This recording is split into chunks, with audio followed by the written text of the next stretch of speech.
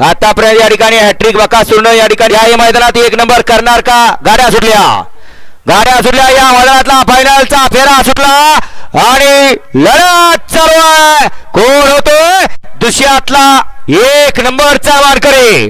सातेवाडीकरांचं भव्य दिव्य मैदान आणि या मैदानातला 1 नंबरचा मानकरी अड्याल बुलढाणकर आणि पड्याल सुसगावकर. बुलढाणकर सुसगाव लढत झाले काटा किर.